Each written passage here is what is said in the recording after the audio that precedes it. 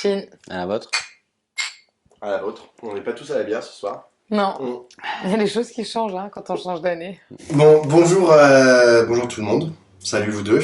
Ça fait très longtemps qu'on ne s'est pas vu, mais parce que je sais pas, nos agendas divers et variés, le grand mouvement social, etc. Ça nous a un peu mis à la peine. Mais en même temps, c'est parce qu'on avait des bonnes choses à faire, notamment genre, j'imagine vous comme moi manifester et se mobiliser contre la réforme des retraites.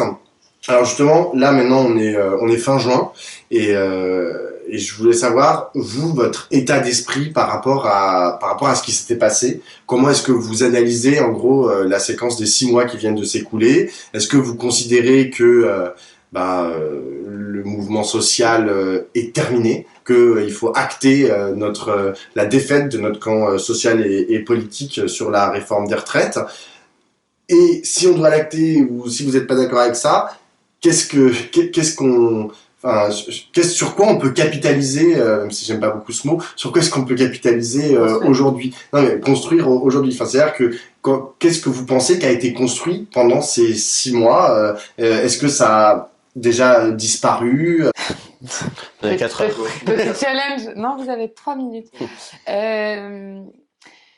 Bon, effectivement, je pense que le mouvement social, en tout cas la mobilisation, comme elle a eu lieu de très grande ampleur dans la rue, elle s'achève sur la question de la réforme des retraites. Pour plein de raisons, mais y compris parce que le mouvement a été très long, il a été très massif et qu'il n'a pas été entendu par le gouvernement. Donc, je pense que là-dessus, il est difficile de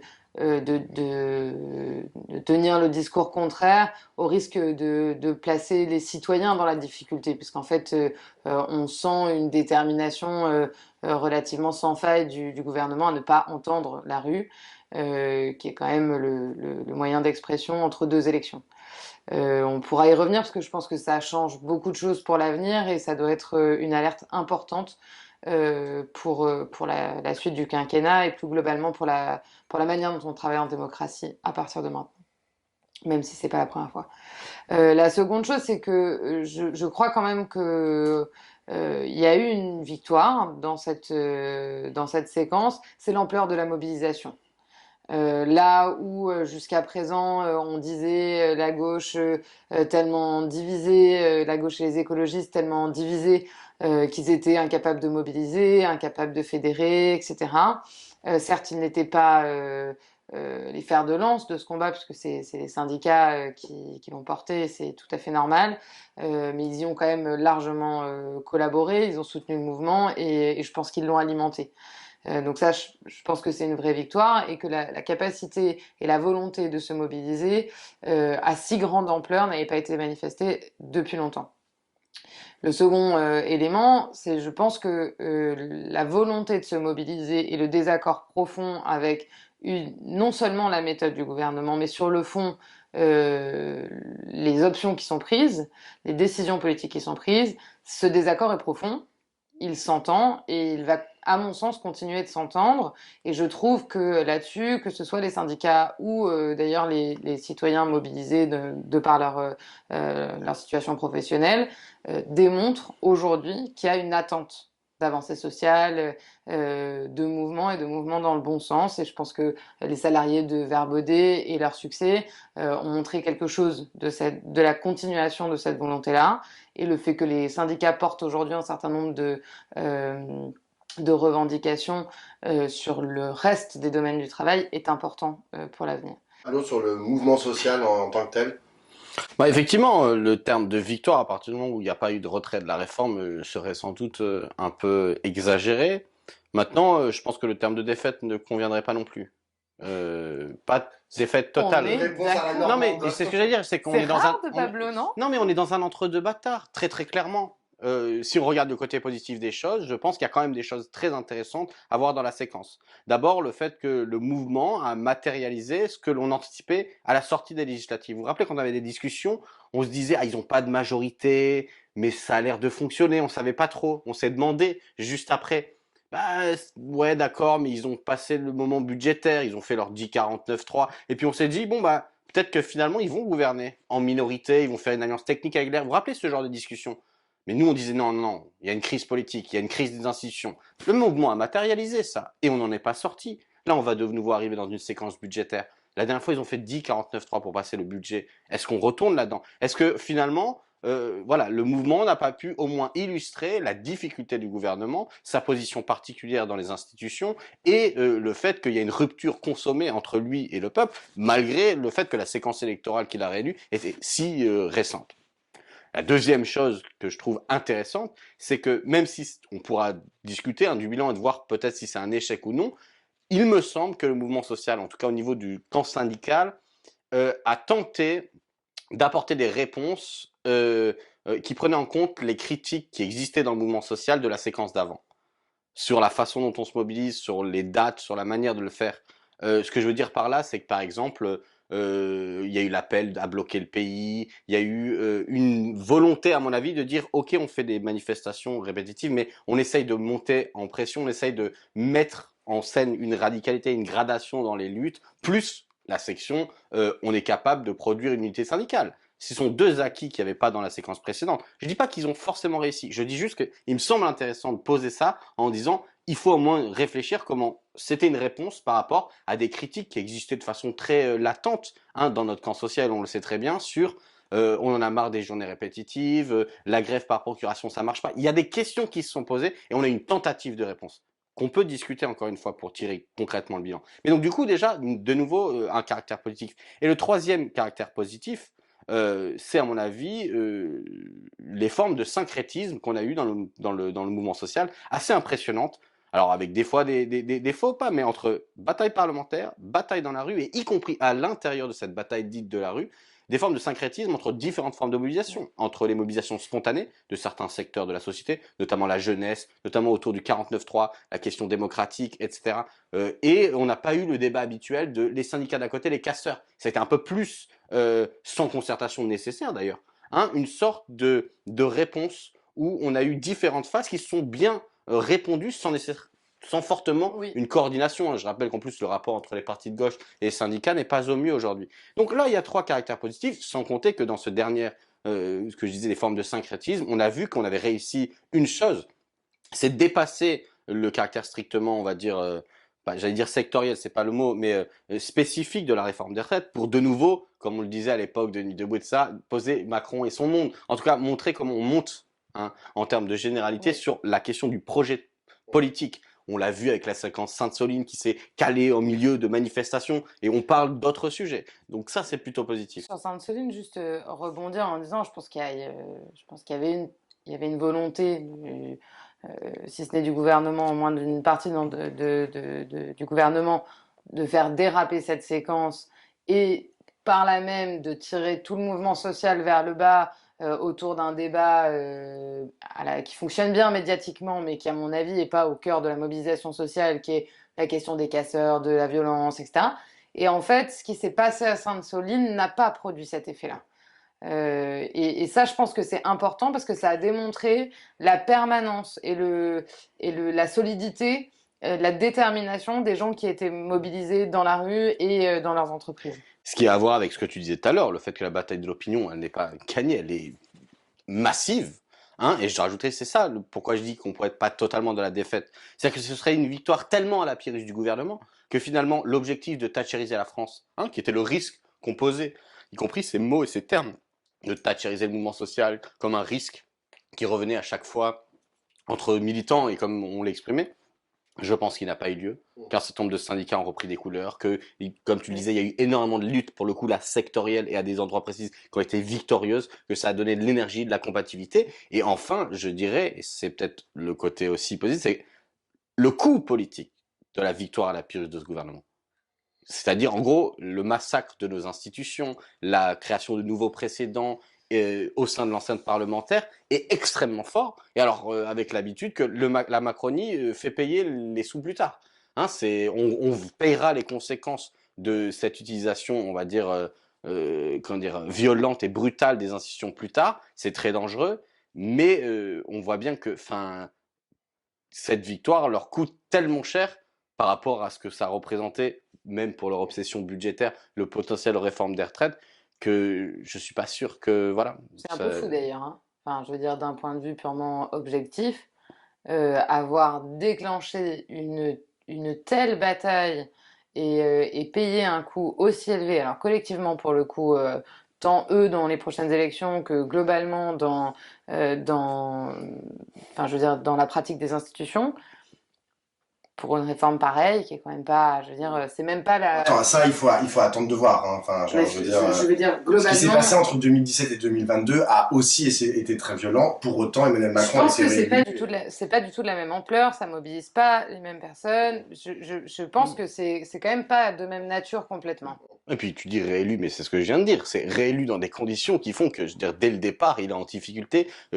Et pendant un an qu'il gouverne, le pays est à feu à sang, enfin, entre guillemets. On va y revenir, on va y revenir. Moi, j'aimerais juste apporter plusieurs bémols, puisque là, vous m'avez, moi, je souscris à tout ce que vous avez dit, modulo quelques paramètres qui font que on peut aussi dire qu'il y a eu dans cette séquence, on a eu quelques difficultés. Enfin, l'autre a dit, oui, les modalités de la mobilisation, ça a été, ont été interrogé par rapport à la façon dont on faisait les mobilisations auparavant. Et là, donc, par exemple, on a espacé les dates. Ça, c'est le grand truc de l'intersyndicale pendant les 6 derniers mois. Et tu as parlé de ce slogan qui avait été « On appelle à bloquer le pays ». De fait, le pays n'a jamais été bloqué. Il n'y a à aucun endroit. Et ça, je pense que c'est à prendre en considération. C'est-à-dire que à la fois les travailleurs et les travailleuses / et les syndicats n'ont pas réussi, ou n'ont pas voulu plutôt, mettre en place une grève susceptible de bloquer le pays. Et ça, il va falloir l'avoir en tête en fait dans nos prochaines mobilisations. C'est-à-dire que dire on va bloquer le pays, c'est pas aussi simple que ça. Je suis pas aussi radical que toi sur le pays n'a jamais été bloqué, etc. C'est vrai que sur même les très grosses dates de la fin, c'est pas la grève qui a primé, c'est le nombre de gens dans la Ouais. rue. Et je pense qu'il faut aussi faire le Qu'est-ce qui a lien. été bloqué?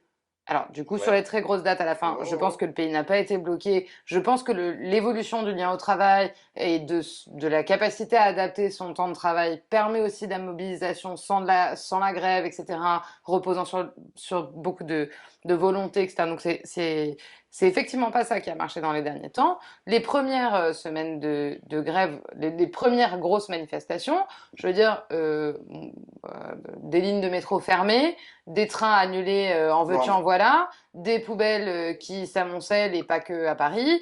Je pense qu'il y a quand même. Effectivement, la grève des éboueurs a été peut-être celle qui a été à la fois la plus visible et Enfin, la celle qui a eu le plus SNCF, d'impact. les Non, premières, franchement, la SNCF, les premières bon, journées, elles ont été très on peut fortes. en parler, c'est par rapport en fait aux grèves qui ont jalonné l'histoire de France, notamment au XXe siècle et même au début du XXIe siècle, on était très en deçà de ce qui s'est Oui. fait. Il y avait quand même des trains qui roulaient, il y avait quand même moi je me suis toujours déplacé en métro à Paris, y compris les jours de grève. Bon, il n'y a pas eu Salaud. sensiblement. Mais non, je rigole. veux dire, Moi, je suis genre, très bon, je suis assez d'accord avec toi. voilà. Mais donc du coup, moi je dis pas que c'est une défaite absolue machin, mais ça doit imprimer, ça oui, doit ça pose imprimer des notre questions. logiciel sur la façon dont on va se mobiliser les fois prochaines. Mais moi, je veux bien te répondre parce que je suis plutôt d'accord avec toi. C'est pour ça que je dis, je pense qu'il y a eu des tentatives de comprendre la séquence d'avant, d'y répondre. Je dis pas qu'elles sont réussies. Et c'est ça le bilan qu'il faut tirer de la séquence pour apprendre du mouvement.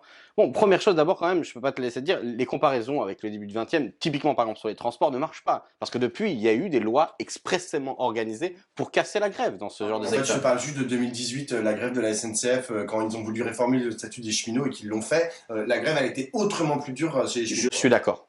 Mais c'est aussi une des raisons de la défaite de la grève, entre guillemets, c'est on a compris que il n'y avait plus de possibilité de grève par procuration. Mais pas que dans, dans les transports. Hein. Je rappellerai qu'en gros, depuis 2003, trouvez-moi une grève reconductible dans l'éducation nationale.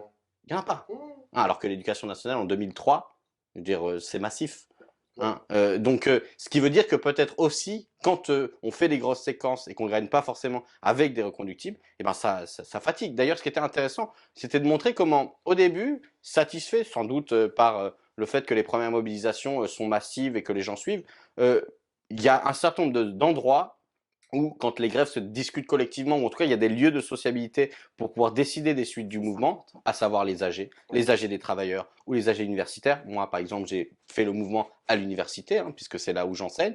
On se calme, hein, j'ai pas de poste, je suis doctorant, voilà. Mais ce que je veux dire, c'est, du coup, j'ai fait ce mouvement-là et on était assez impressionnés avec un certain nombre de camarades de voir la difficulté. à ne pas avoir d'AG, à avoir des gens qui disent Ouais. oh, ça sert à rien, on a la date, on a le cadre et puis on ne croit pas trop. Voilà, ce qui est peut-être pas le cas dans d'autres secteurs. Mais donc du coup, ce qui est intéressant, c'est, tu as raison, autour du 7, l'appel on n'a pas eu les moyens de notre ambition. Et puis il y a la deuxième séquence, c'est à partir du 49.3, où là on est dans une situation où, face à la crise démocratique, il fallait à la fois augmenter le niveau politique, c'est-à-dire ne plus seulement parler des retraites, mais jouer la séquence de c'est une crise des institutions. Ça a été fait.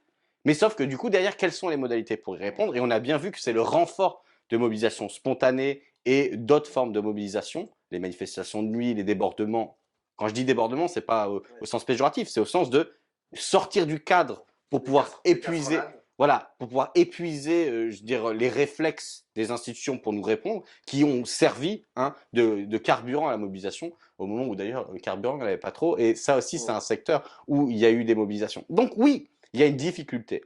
Ça veut dire que oui, on a une difficulté. On rappelle aussi quand même que le contexte d'inflation, que la pression sur les salaires, le travail font que la répression évidente. Moi, j'ai fait plusieurs piquets de grève. J'ai un camarade qui, ça fait depuis 2 mois et demi, il est encore en arrêt de travail parce qu'on lui a brisé la main devant un dépôt des boueurs à Aubervilliers.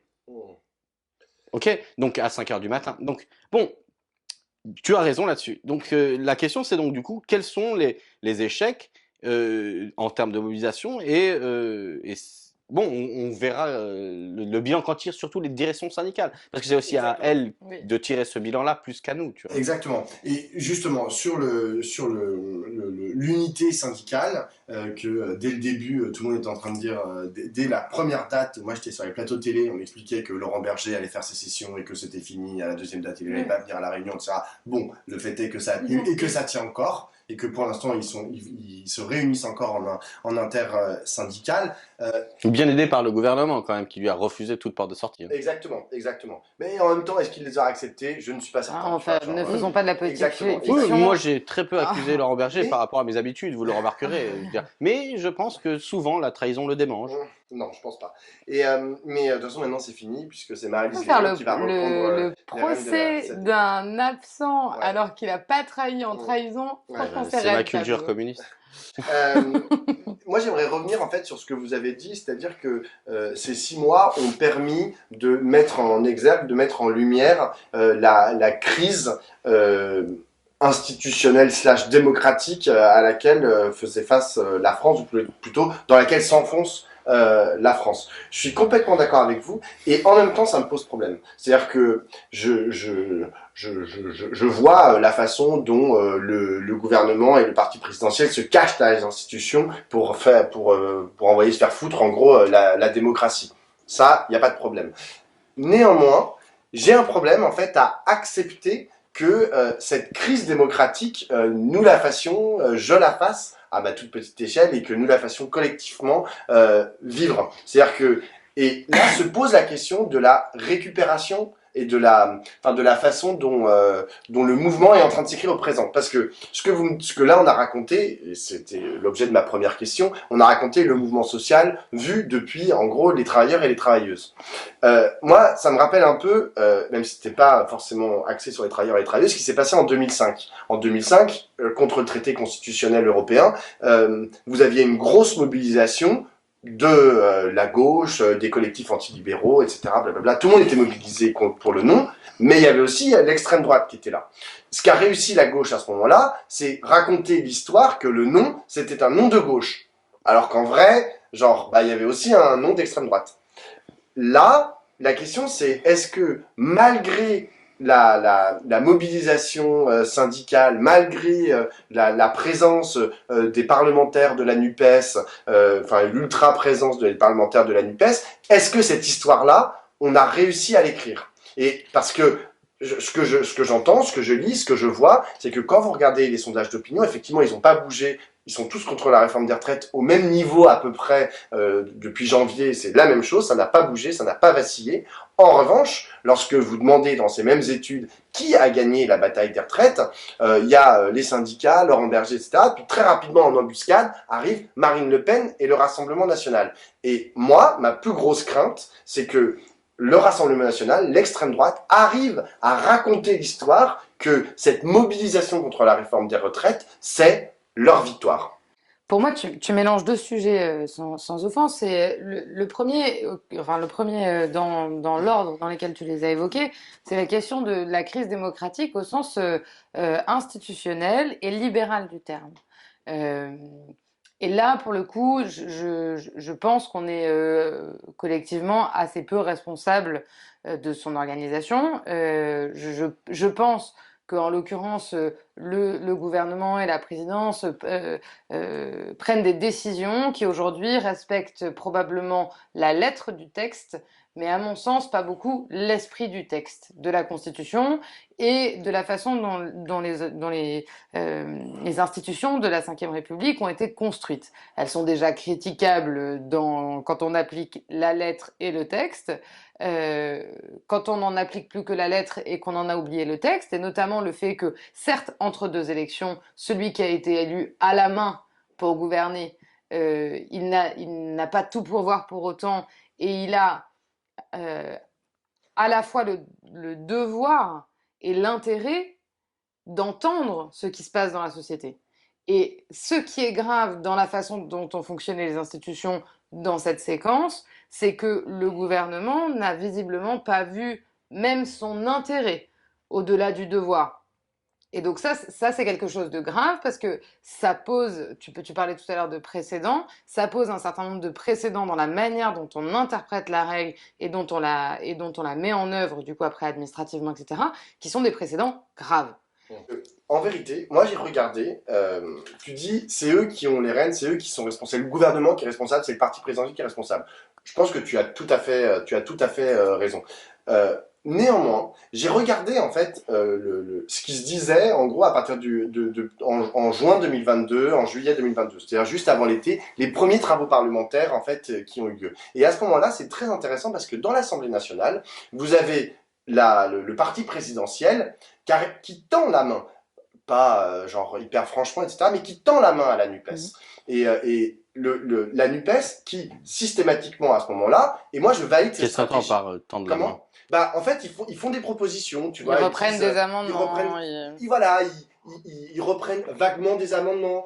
Il y a dans les médias, genre, il y a Yael Braun-Pivet, Aurore Berger, Aurore Berger, hein, qui vient et qui dit, bah, on va essayer de discuter avec tout le monde, on va voir comment on peut faire, etc. Enfin, un pied à gauche, un pied à droite. Je valide totalement la stratégie de la NUPES à ce moment-là, de les envoyer se faire foutre. Il y a pas de problème avec ça. Néanmoins, il faut aussi avoir à l'esprit ce que ça a causé, en fait, comme effet. C'est-à-dire que comme à ce moment-là, ils ont envoyé se faire foutre, mais avec le mandat des électeurs, avec notre mandat, tu vois, franchement, encore une fois, cette stratégie, je la valide totalement. Mais ils ont envoyé se faire foutre, bah du coup, le gouvernement et le parti présidentiel, ils ont dit, bon bah, à la NUPES, ils nous envoient nous faire foutre, bon bah on va se tourner vers les seuls qui sont susceptibles de tisser des alliances, de nous faire gagner des majorités, c'est-à-dire les LR. Mais Et ça, il a c'est eu pas le choix. grave. C'est pas ça la crise démocratique. Si, Non, tu non, sais non. pourquoi? Non, Parce non, qu'en non. fait, à partir de ce moment-là, ils ont raconté une histoire, enfin, ils se sont enfermés, en fait, dans un personnage, et du coup, on est devenu l'extrême gauche à la rentrée. Non, mais ça, c'est pas, encore une fois, Mais si, ça, non, ça, c'est pas la crise démocratique. bah La si, crise démocratique, c'est pas de nous caricaturer en extrême gauche. On est à la marge de la crise démocratique. Là où on est dans le cœur de la crise démocratique, c'est quand tu ne trouves plus de majorité, y compris technique, avec ta droite, et que tu es à toutes les sauces sur ton règlement de l'Assemblée nationale et sur ta constitution pour trouver des moyens de contourner le vote, de passer en force, moi, c'est une conséquence, en fait, de ce que je viens de dire. ben, Si, moi, je pense que je c'est suis une pas sûre parce conséquence. que la conséquence dans ce cas-là, c'est au moment où la droite lâche le parti présidentiel. Et la réalité, c'est que sur les retraites, c'est la droite qui a lâché Oui. le parti présidentiel. Personne pensait que la gauche allait la voter. Ça, c'est le problème, en fait, auquel font face toutes les démocraties parlementaires dans le monde. C'est-à-dire que une minorité peut être bloquante. Et normalement, c'est ces minorités bloquantes qui dirigent le pays. Chez nous, on n'arrive pas à accepter ça. Mais c'est vrai, hein, tu prends le Danemark, l'Allemagne, tu peux avoir des partis où il y a 15 députés qui se retrouvent avec le Premier ministre. Au Danemark, ça est arrivé plusieurs fois. Mais nous, on n'a pas cette culture-là. Mais excusez-moi, vous avez une vision de la crise institutionnelle qui est vraiment enfermée, à mon avis, dans l'enceinte parlementaire. D'abord, sur ce que tu dis, je suis désolé, mais pendant la campagne présidentielle et avant, bien avant, on a déjà été caricaturé en tant qu'extrême gauche. On a dit islam-gauchiste, on a dit pique-pendre sur la gauche. Et enfin, je pense pas que c'est parce que déçus d'une fausse main tendue qu'ils nous avaient tendue et qu'on n'a pas accepté qu'ils ont relancé cette stratégie. La vraie question, c'est la crise institutionnelle, c'est-à-dire la crise à l'intérieur de l'espace des institutions parlementaires et de l'enceinte de la politique visible, est toujours le reflet d'une crise des rapports sociaux. C'est-à-dire des rapports concrets qui existent dans la société. En gros, donc de la médiation politique, c'est l'endroit où ces rapports sociaux s'expriment dans l'enceinte. Mais quand je dis crise des rapports sociaux, c'est quoi? On l'a bien vu, on l'avait vu en 2017, on l'a vu en 2022. Pourquoi il y a une tripolarisation du champ politique? Sur quoi elle s'organise? Elle s'organise sur des bases sociales. Ces bases électorales sont des catégories sociales, sont des représentants de personnes qui sont installés à l'intérieur de la division sociale du travail, à l'intérieur de la division genrée de la société, à l'intérieur de la division raciste. Parce qu'on pourrait dire de racisation, mais en fait, là, il y a une division raciste de la société, hein, sur les tâches et sur les rôles qu'on assigne aux individus. Et bon, ce qui s'est passé, c'est qu'aujourd'hui, le pouvoir de la bourgeoisie est contesté. Hein, sa prétention à diriger la société et à lui proposer un projet est contestée. Ça veut dire que son hégémonie, c'est-à-dire sa possibilité d'avoir un consentement pour que le cours tranquille des affaires continue, est contestée. Ça ne veut pas dire qu'il existe une alternative à l'échelle de ce qu'il faudrait pour gagner le pouvoir qui puisse s'installer à sa tête. Et donc c'est ça qui nous ramène à la crise. C'est que tu dis, en gros, quand on joue la radicalisation de la crise, le risque c'est que le Rassemblement national rafle la mise. C'est un peu, je résume, hein, mais c'est entre autres le discours qu'on entend. Je dis attention, c'est vrai que la crise c'est à la fois opportunité et risque. Opportunité parce que c'est les moments où le champ politique connaît des mouvements extrêmement rapides. L'instabilité permet en fait des mouvements extrêmement rapides soit électoraux, soit de déplacement de lignes politiques à l'intérieur des appareils, et que du coup, bah, c'est aussi ça qui porte le risque. Mais regardons tranquillement les choses. Bon, ce qui s'est passé, c'est tripolarisation, impossibilité de trouver une alternative, donc on est dans ce jeu-là. Pour une fois d'ailleurs, je remarque que l'enceinte parlementaire représente beaucoup plus cette tripolarisation qu'on avait vue en 2017 et qui s'était pas soldée dans les parlements par une vision très effective de cette tripolarisation. En gros, le fait qu'ils soient en minorité, c'est parce que un peu plus de la représentation parlementaire représente un peu plus la répartition idéologique et sociale des blocs électoraux qui ont existé à la présidentielle. Bon, et donc dans ce contexte, la question c'est... Entre parenthèses, aucune perspective. Ouais, mais sans doute, à court terme, c'est vrai. En tout cas, chacun essaie justement de construire sa victoire. Et c'est pour ça que je disais, je ne crois pas une seconde que Marine Le Pen puisse revendiquer genre cette séquence comme sa victoire. D'ailleurs, ce ne sont ni ses armes, le syndicalisme, elle déteste les syndicats. C'est des gens qui sont foncièrement pour la suppression de ce qu'ils appellent des corps intermédiaires.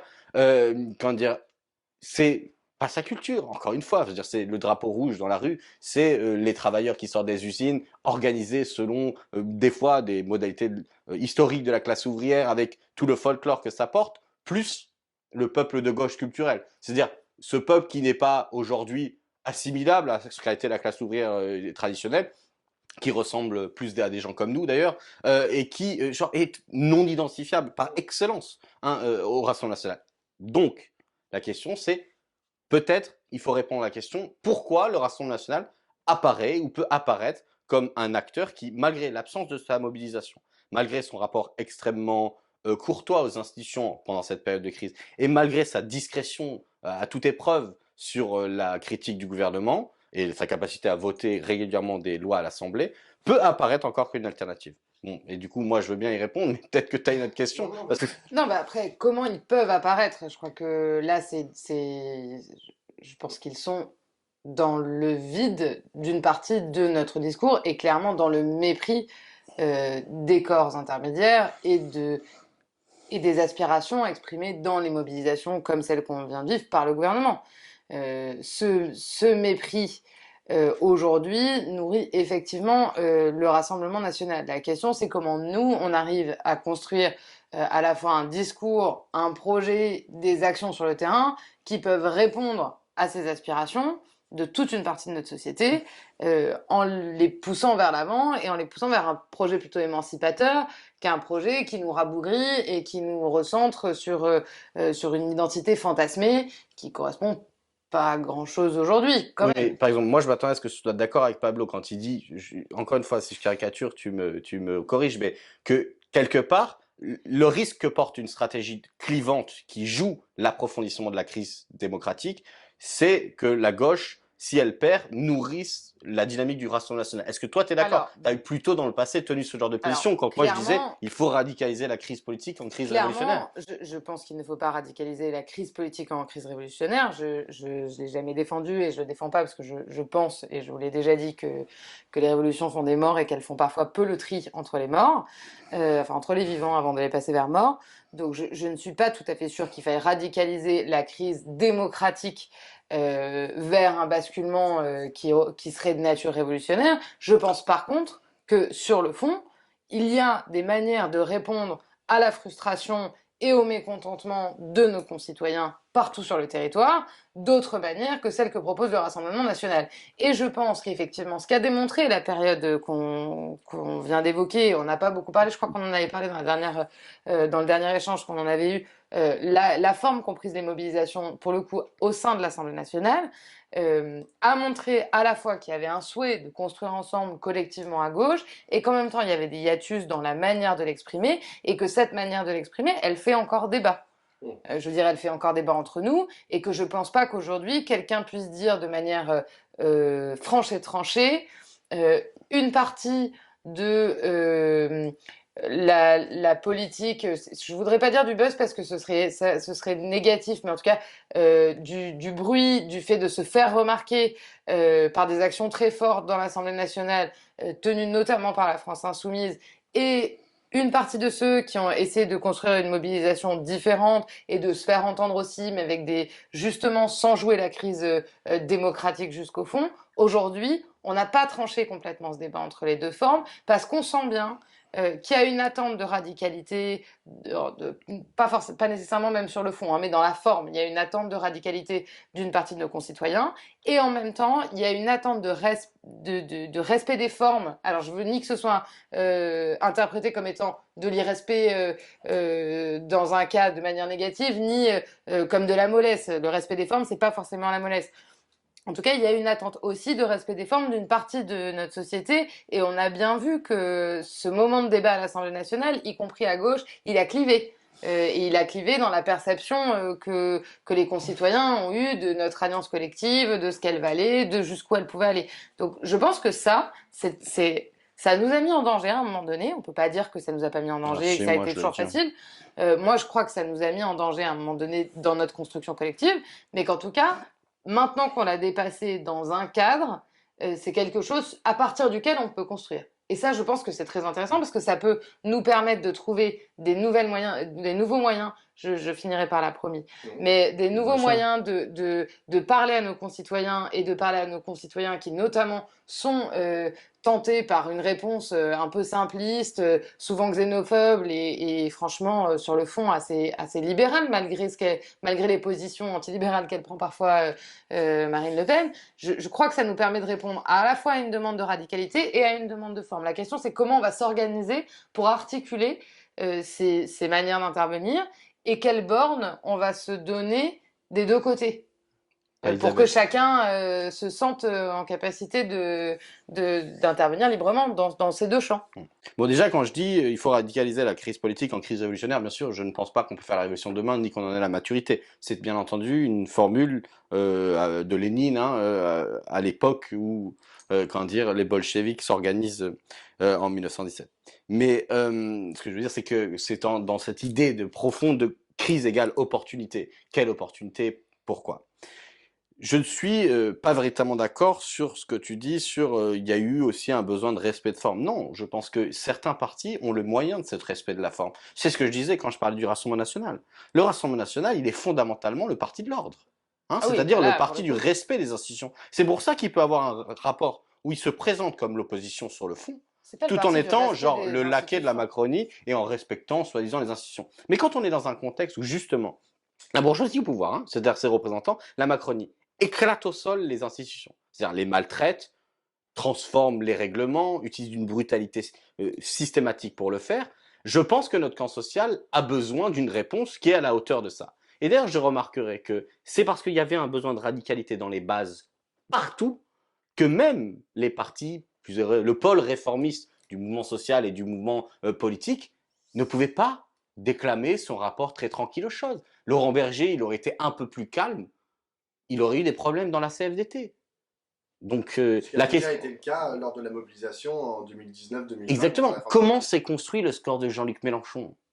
En revendiquant que la gauche devait se reconstruire sur une base et dans le fond et dans la forme de radicalité. Pourquoi il y a une forme radicale? C'est pas parce qu'on aime crier sur les gens, on nous le reproche systématiquement, on nous dit que c'est ça qui fait on peut pas gagner, c'est ça. Mais c'est pas, on l'a pas esquivé juste pour dire on en a rien à foutre de vos avis. C'est parce que, genre, elle correspond aussi à la radicalité sur le fond. Quand vous êtes systématiquement dans la proposition qu'on vous traite de tous les noms, que quoi que vous disiez, vous êtes disqualifié, et bah, effectivement, en fait, il faut taper du poing sur la table. Et je suis très content aujourd'hui que la séquence parlementaire se soit très mal passée pour le gouvernement, que la réforme n'ait jamais pu être votée à l'Assemblée, ce qui est une véritable épine dans le pied, qui nous a permis des séquences supplémentaires par la suite, à la fin du mouvement social, parce qu'elle aurait été votée, ça aurait été plié. Si au bout de 3 ou 4 semaines de mobilisation, la réforme est votée à l'Assemblée, vous pensez qu'au niveau du moral, ça aurait été différent? Ça aurait rien fait? Les gens se seraient mobilisés de la même manière? Je suis pas d'accord. On a fait, comment dire? Donc, pour moi, la question, c'est, je veux m'opposer absolument à l'idée que c'est parce que on a joué la crise jusqu'au bout que le Rassemblement national en profite. Et donc, je veux bien répondre à cette question. C'est quelles sont les réalités là-dessus? D'abord, les sondages. On nous a sorti des milliards de sondages sur le niveau extrêmement haut du Rassemblement national. Je rappellerai que le Rassemblement national n'a pas besoin de cette séquence des retraites pour être à un haut niveau. Ils ont fait un score excellent, ils ont progressé à la présidentielle, parce que leur ancrage dans un certain nombre de milieux populaires et des secteurs de la société est très fort. C'est le résultat de 25 ans de travail. Donc on va pas faire à chaque fois la surprise de ils sont forts. Oui, ils représentent un tiers des opinions du pays, ce qui permet d'ailleurs une opinion, comme tu le dis, à 70-80% d'opposition au gouvernement. Hein, comme tu disais dans ta métaphore de lien avec 2005. Je suis assez d'accord avec ça. La question c'est ensuite dans les sondages, on a une capacité à repérer le niveau de certitude de mobilisation de l'électorat Rassemblement national. Comme à chaque fois, vous pouvez regarder ceux qui sont le mieux calculés, le plus en avance de la présidentielle, ce sont le Rassemblement national. Je ne parle pas d'autres élections. On a vu des sous-mobilisations de son électorat dans les élections locales. Mais par contre, vous avez 6 mois avant, 80% de l'électorat des Rassemblements nationaux qui sait déjà qu'ils vont voter Marine. C'est vraiment comme une horloge, quoi. Ce qui n'est pas le cas de Jean Mélenchon. D'ailleurs, les sondeurs ont eu des déconvenus le jour de la présidentielle, parce que les mobilisations des derniers moments, les dynamiques des populations difficiles à saisir, notamment des quartiers populaires et internes à la gauche, n'ont pas été saisies facilement. Mais vraiment, il faut le voir, les sons de, par exemple, Tout ça, non, mais ce que je veux dire, c'est que, ça fait 32%. non, mais ce que je veux dire, c'est que, du coup, genre, l'idée que le Rassemblement national est l'alternative, c'est ça. Si c'est de dire, ils pèsent fort dans le pays, ça n'est pas une surprise. Arrêtons de l'utiliser pour dire, oui, ils vont gagner, c'est de notre faute parce qu'on n'est pas assez en train de gagner. Deuxièmement, si c'est pour dire, oui, mais comment ça se fait qu'on a l'impression qu'ils sont en dynamique? Mais justement, dans la séquence, imaginez, vous êtes un électeur du Rassemblement national.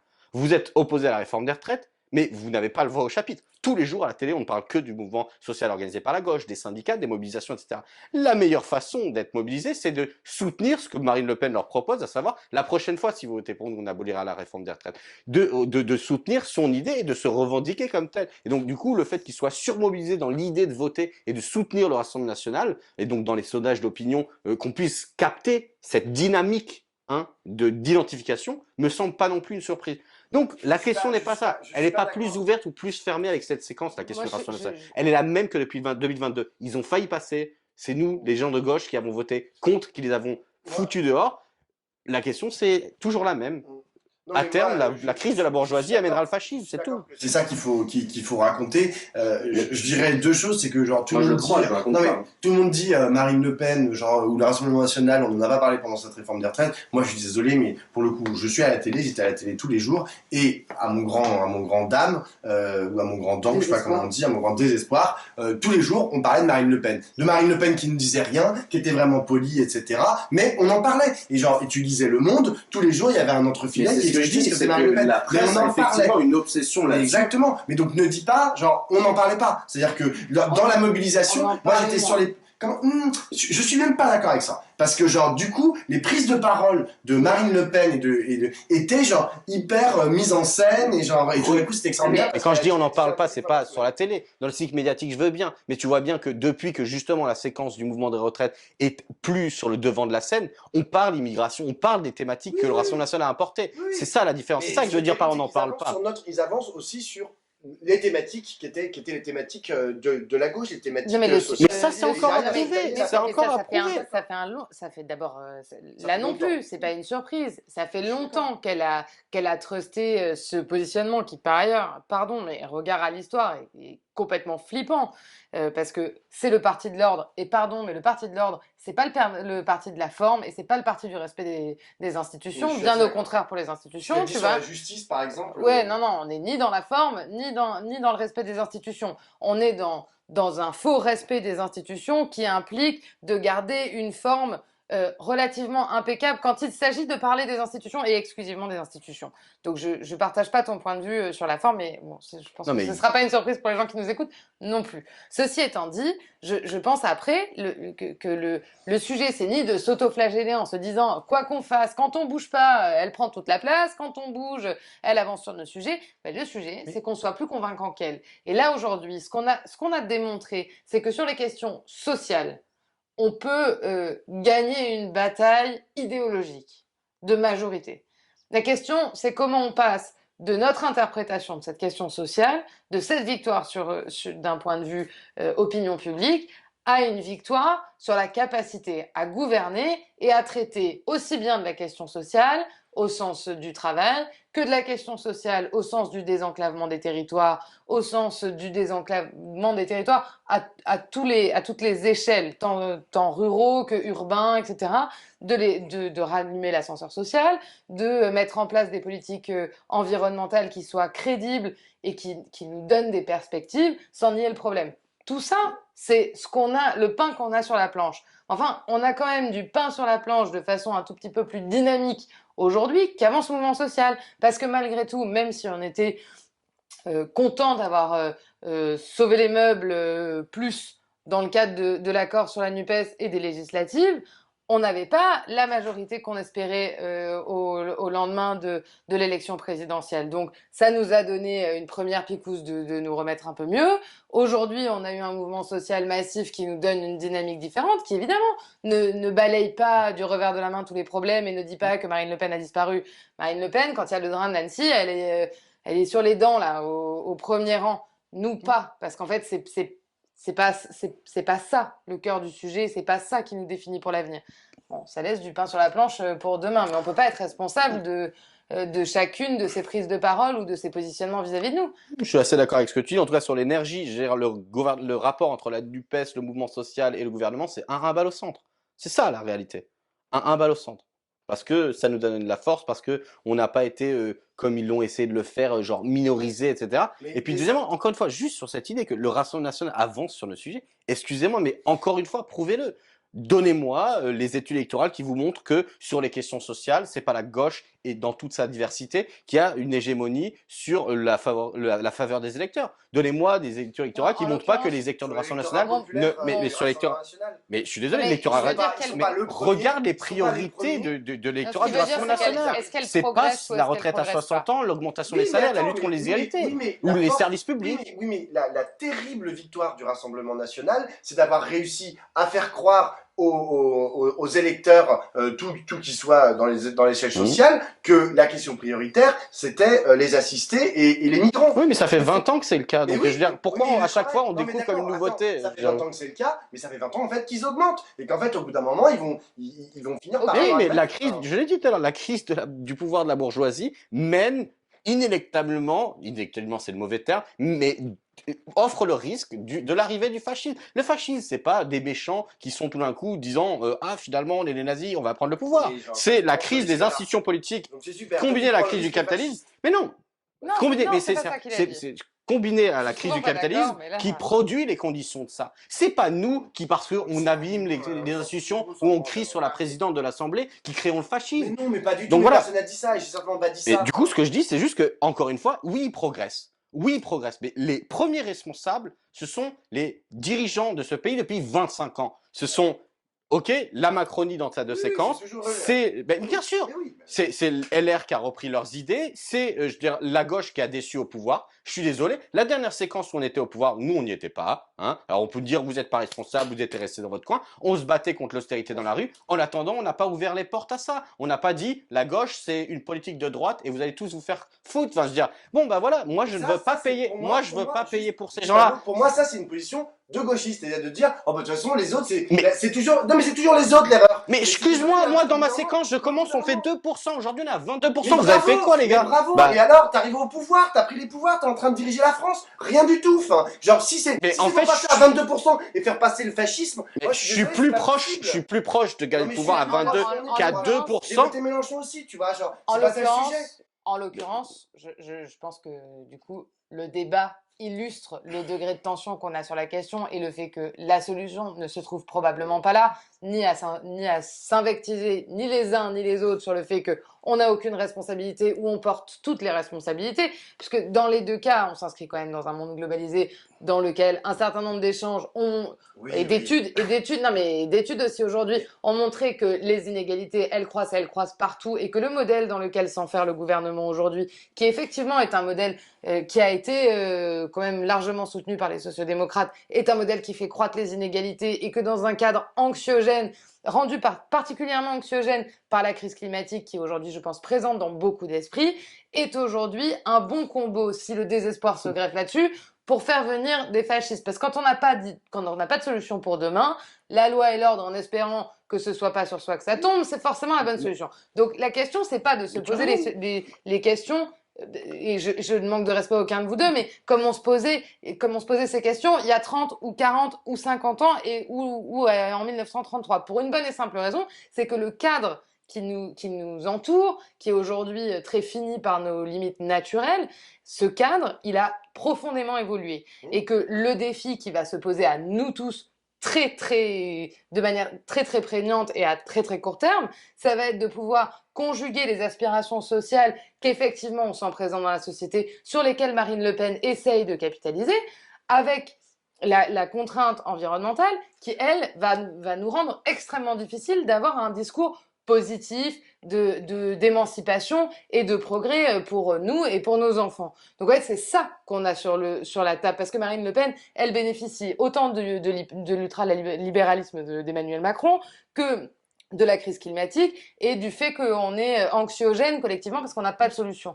Donc je pense qu'à un moment donné, la question n'est plus de savoir si Pierre, Paul ou Jacques, qui est du bon côté de la barrière et qui promeut aujourd'hui un modèle d'émancipation, est responsable de la montée de Marine Le Pen, ni dans un cas ni dans l'autre. Un tout petit mot avant que tu parles, Pablo, mais le truc je suis assez d'accord avec ce que tu dis, Marie, mais Pablo, en fait, systématiquement, en fait, tu te mets en opposition, notamment par rapport à moi et à Marie, tu vois, et tu chiales et tu dis nous, mais moi, genre, je dis, on est tous dans la même barque, ok, enfin, genre, et il y a beau avoir des stratégies, comme Marie l'a dit tout à l'heure, qui sont un peu divergentes, qui sont plutôt un peu différentes plutôt que divergentes, on est tous dans la même merde, donc on essaye de trouver des solutions et on essaye d'être un tout petit peu critique, en fait, sur la situation dans laquelle on est aujourd'hui. Et moi, le risque fasciste, d'une part, je suis pas prêt à le prendre, et d'autre part, je mesure aussi la responsabilité de notre camp social et politique dans le moment dans lequel on est aujourd'hui. Mais personne n'est prêt à prendre le risque fasciste. Mais c'est justement cette petite musique qui, en tant que militant,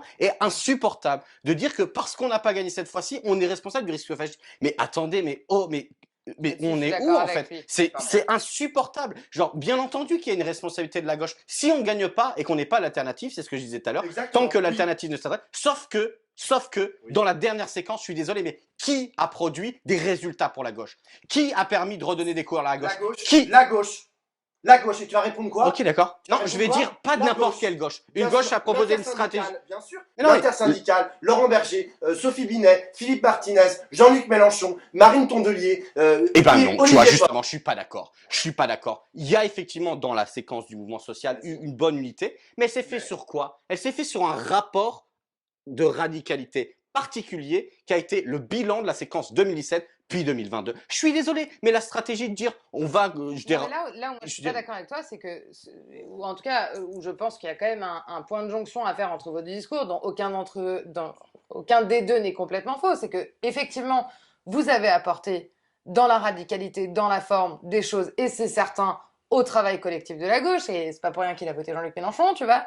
Donc je pense que vous avez apporté à ce collectif et que cet apport, il doit pas et il ne va pas se dissoudre, mais qu'inversement, les autres qui composent ce collectif, aujourd'hui, sont indispensables pour dépasser le plafond de verre qu'on se connaît maintenant depuis un moment et qui, effectivement, au bout d'un certain temps, nous fait craindre cette question de la dérive. Mais moi je veux bien, mais sauf que juste encore une fois, genre, je trouve que c'est. Je suis encore insoumis aujourd'hui, hein. Enfin, mais contrairement à ce que genre, peut-être que tu penses, tu vois. Moi je suis insoumis et je me pose la question en fait de où est-ce qu'on va. Et c'est légitime. Mais moi le premier. Dans la période où de crise, comme tu dis, tu vas te dire merde en fait où est-ce qu'on va. Est-ce qu'il y a des. Mais moi le premier, mais je dis juste que justement, la question c'est quand les séquences passent, analyser où sont nos points forts, analyser nos points faibles. Parce qu'on venait sur le mouvement social. Exactement. Et je suis désolé, mais moi je me satisfait a posteriori de ce qui s'est passé, puisque bien entendu qu'on est déçu qu'on n'a pas gagné la présidentielle, bien entendu qu'on est déçu, mais ça sert à quoi de le dire? La question c'est qu'est-ce qu'on a gagné? Et pour l'instant on a gagné sur les stratégies. C'est l'inverse de ce que tu dis. Mais non. Tu dis on fait pas de bilan critique puisque ça sert à rien de le faire. Mais c'est pas vrai, j'ai pas du tout dit ça. Je dis juste que genre je dis que je suis satisfait de